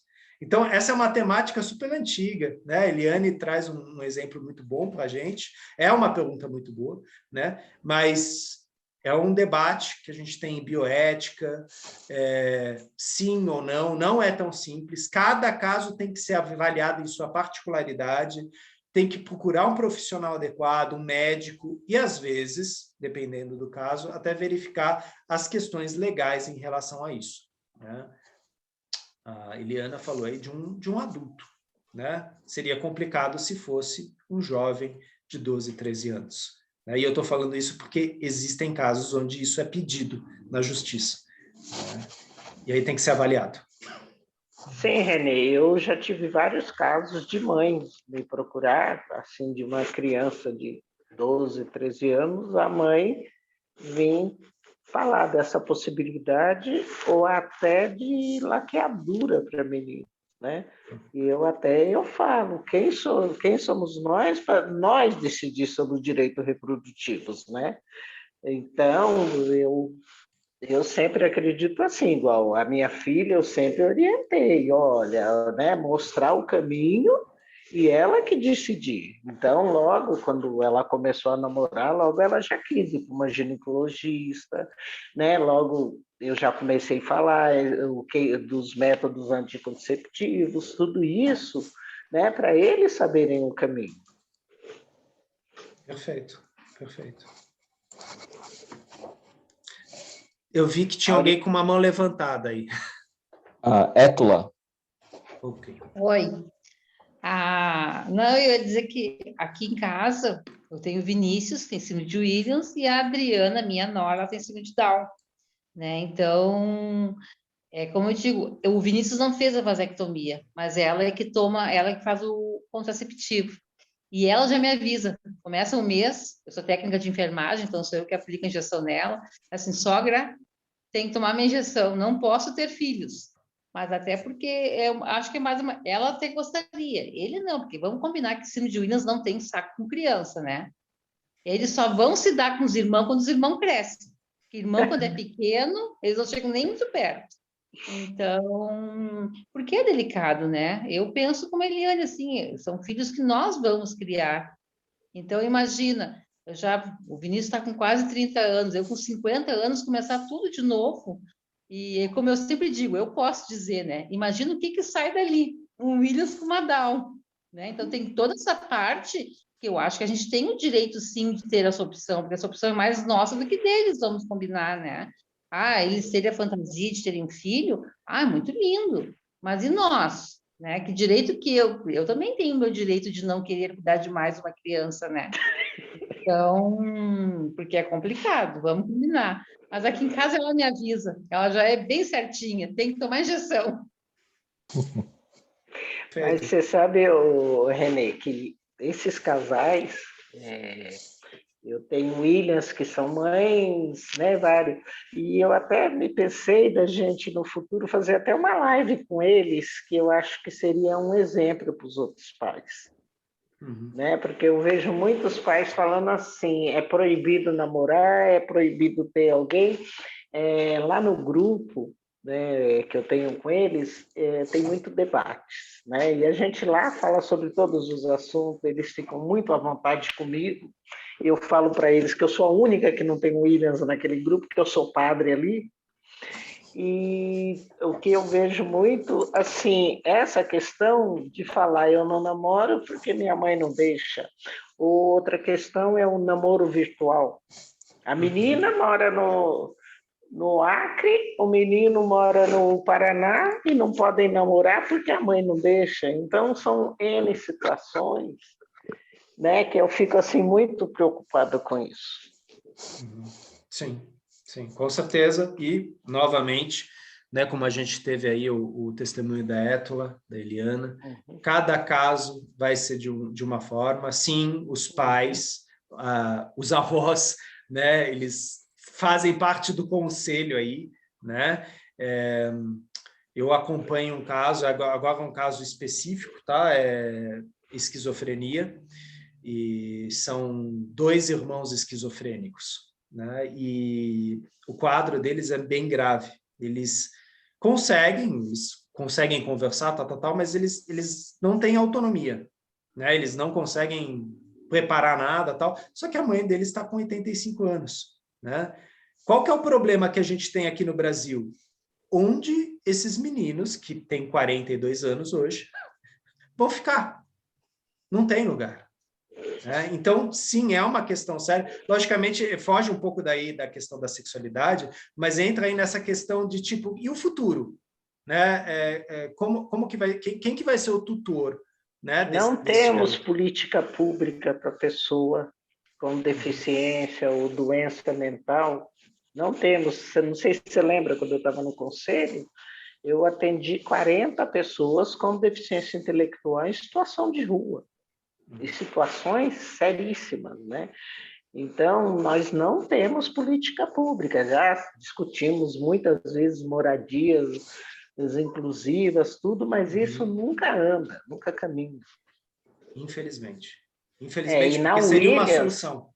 e na Williams, 50% de chance deles terem um filho com a síndrome. E uma outra preocupação é a cardiopatia, porque a maioria das meninas e das meninas não trariam uma gravidez por conta da cardiopatia. Tem umas que são leves, nós temos alguns que nem têm cardiopatia, né? Só a deficiência intelectual, mas entra todos esses fatores.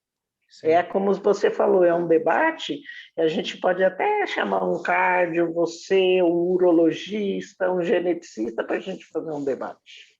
Sim, sim. Porque é fato, né? E vai ser avaliado a caso, porque, como você falou, existem limites fisiológicos também. Exatamente. E agora, na questão da sexualidade, também existem limites fisiológicos na questão da síndrome de Williams. Né? Então, é diferente também de jovem para jovem. Como que funciona o pipi, como funciona a periquita. Né? Então, isso tudo é avaliado individualmente. O Maurício, já estamos no adiantar da hora, tem muitas perguntas. Olha, tenho mais uma perguntinha, que é a última, e aí eu já ia aproveitar com da Dulcilene Monteiro, né? Que é legal. A última perguntinha. A pergunta da Silvana, né, era: a masturbação é muito comum em pessoas com síndromes, né? E aí a Dulcilene, eu acho que complementou, né, assim... Perdão. Tive um irmão com síndrome de Down, e quando ele desenvolveu a sexualidade, minha mãe teve muita dificuldade de lidar com a situação. O médico prescreveu medicamento para controle. Tem alguma situação que é indicado? Meu filho tem 3 anos, mas já me preocupo quando chegar a hora de lidar com a sexualidade. Então, remédio para sexualidade me soa como castração química. Né? É complicado, né, a gente falar de algo assim, porque a sexualidade é aquela coisa. Vamos falar, por exemplo, de criatividade. Né? Eu vou fazer um quadro bonito, eu vou fazer um artesanato. Isso é uma manifestação da sexualidade. Se eu tolho, se eu corto a minha sexualidade, isso vai afetar o meu prazer na vida. Então, é aquela coisa, as crianças especiais se masturbam como as crianças. Existe um mito de que crianças especiais ou são anjos ou são tarados. Esses dois mitos são porque ninguém fala da coisa com as crianças. Porque se você fala disso, você vai descobrir que o menino com Down, o menino com Williams, o menino com X frágil, ele manifesta como qualquer adolescente, como qualquer criança. Mas ele precisa de orientação, né? E agora eu vou dar um exemplo banal, tá? Uma menina me contou, e é uma menina, eu vou colocar as aspas, tá? Normal, de 10 anos. Ela me contou que ela estava começando a se masturbar, né? E aí eu perguntei para ela, isso dentro da psicoterapia, mas escuta, da onde veio isso? Né? Ah, não, minhas amigas falaram, né, que davam. Tá, que mais tuas amigas falaram? Então, você vai na geladeira, pega uma cenoura, aí eu falei, para. Pode parar aí, né? Porque ela ia se machucar.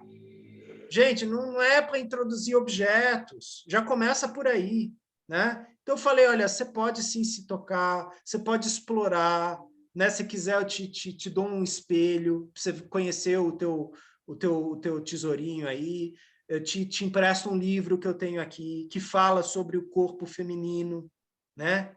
Mas não vai introduzir nada, né? Muitas meninas perdem a virgindade por introduzir objetos. E muitas meninas fazem isso porque ouviram alguém falar. Da mesma forma que um menino vira para o outro e fala, você bate punheta porque você tem a mão amarela. Quer dizer, são fantasias, né? E se você não chega e conversa com a criança fica com caraminhola na cabeça, né? Ah, minha mão é peluda porque eu bato punheta. Não, né? Sua mão é peluda porque você tem muito hormônio, sei lá, é raro ter mão peluda, né? Mas aí você vai falar que não tem nada a ver com a sexualidade em si. Então, é aquela coisa, a criança vai se masturbar. É saudável, tá? Aqui talvez eu vou falar uma coisa que, nossa, que absurdo. Gente, é saudável, você conhece seu corpo se masturbando. Graças a Deus a gente já não está mais naquela época onde só homem pode se masturbar. Não, homem e mulher. É assim que a gente conhece o nosso corpo. Com cuidado, com carinho, né? De forma gentil com o seu corpo, né?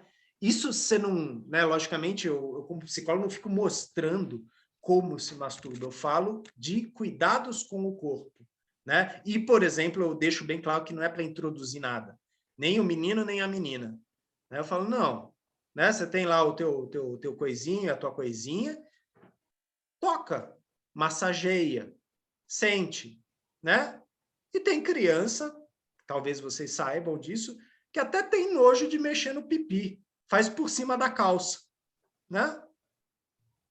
Tá gostoso, tal, ok, mas você não vai fazer isso em sala de aula, você não vai fazer isso na sala quando tem visita, você faz isso no seu quarto, você faz isso no banheiro, você vai fazer isso quando você estiver tomando um banho, né?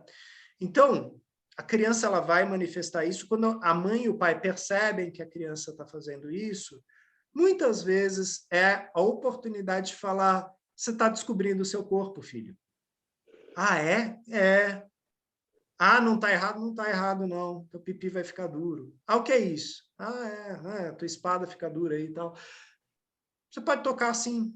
Toma cuidado para você não se machucar, tá? Aí a gente aproveita, né, como pai, como mãe, a gente já introduz outras coisas. Então, por isso que é importante cortar a unha, por isso que é importante lavar a mão, né, para você não machucar o seu piu-piu, para você não sujar o seu piu-piu. Então, a gente entra em AVDs, AVPs, né, cuidados gerais. Né? O menino tem que cuidar do pipi, a menina tem que cuidar da periquita. E muitas vezes, na hora que ela vai cuidar da periquita, ela vai se tocar, ela vai mexer. Muitos meninos começam a se masturbar por causa do prepúcio, né? Tem aquela pelinha, e o médico chega e fala, ó, é para você puxar a tua pelinha, e o moleque descobre que puxando a pelinha acontece uma mágica lá. O pipi aparece. E aí ele mexe. Tá tudo certo. Ah, mamãe, você quer ver? Não, mamãe não quer ver. Se quiser conversar sobre isso com seu pai, né, com seu avô, quer dizer, com a figura masculina responsável, você vai conversar. Né? Eu sei que muitas vezes sobra para a mãe. Tá? No meu caso, na minha casa, foi minha mãe também que fez a orientação. Mas, né, quando tem a figura do pai, a gente encaminha para a figura do pai, para o pai trabalhar isso com o menino. Né? Mas, então, Renê, muitas vezes dá um pouco errado.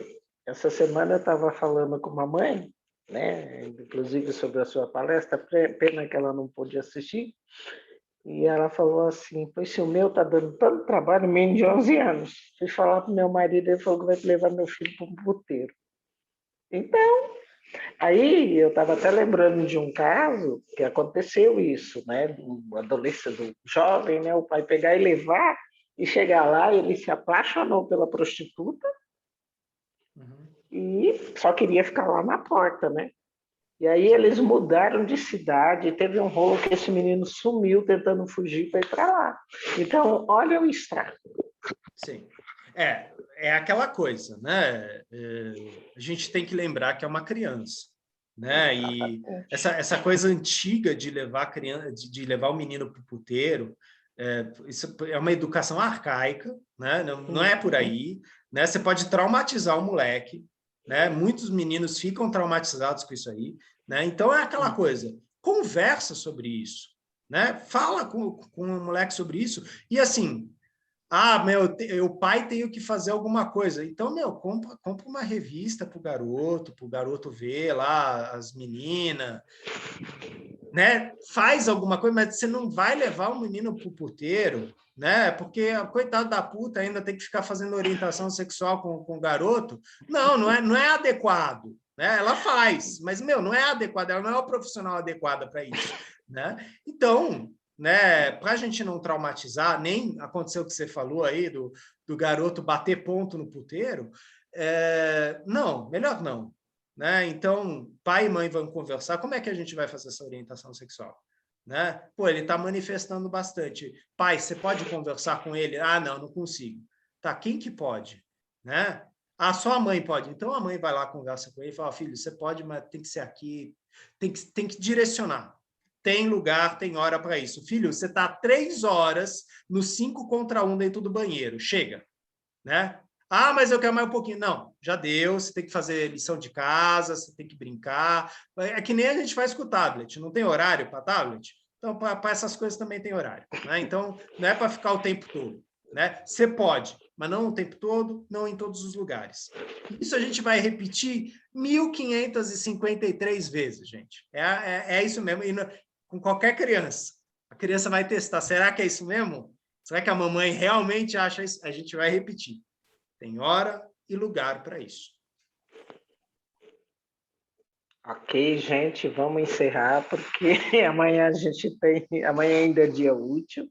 Renê, eu quero bis, porque eu acho que tem tantas outras perguntas, tantas coisas que ainda ficaram, né? E quero te agradecer, né, mais uma vez, muito obrigado mesmo, né? Eu acho que esse assunto que sempre foi um tabu, continua sendo um tabu, porque eu vejo perfeitamente entre pais, né, que assim é mais fácil ignorar e quando o problema chega, ele já chega acompanhado de outras coisas, né, de outras consequências.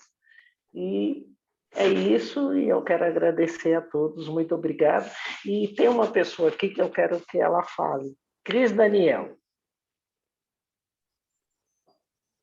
Cadê a Cris Daniel?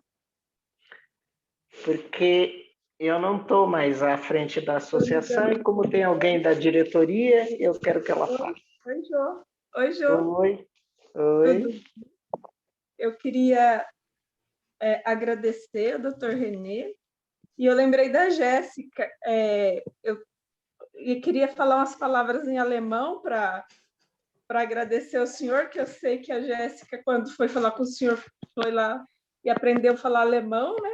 A única palavra que eu sei em alemão é Danke. Então, muito obrigada, doutor, pela palestra, foi ótima. Assim, eu sou tia de uma criança com síndrome de Williams, o Matheus tem 8 anos, né?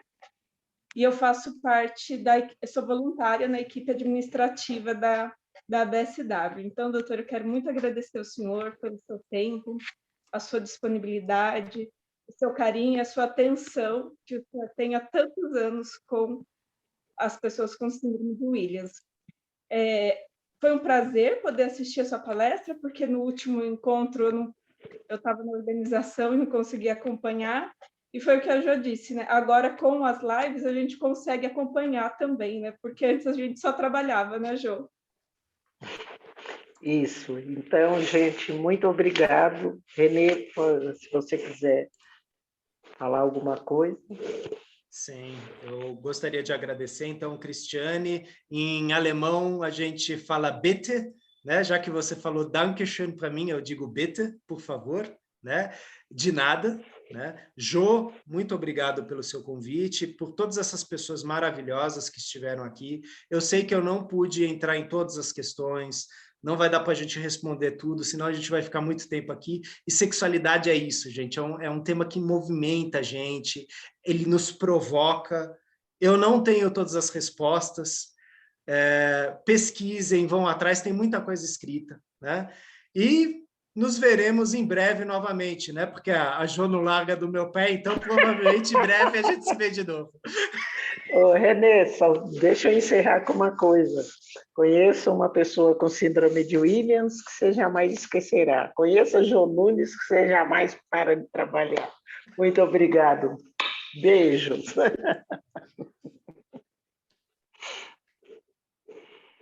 Boa noite, boa semana a todos. Obrigado. Boa noite a todos, muito obrigada. Obrigada, gente. Boa noite. Parabéns, viu? Foi maravilhoso. Foi ótimo. Boa noite. Beijo para todos. Legal, adorei a live. Obrigada por tudo e todos os envolvidos. Muito bom.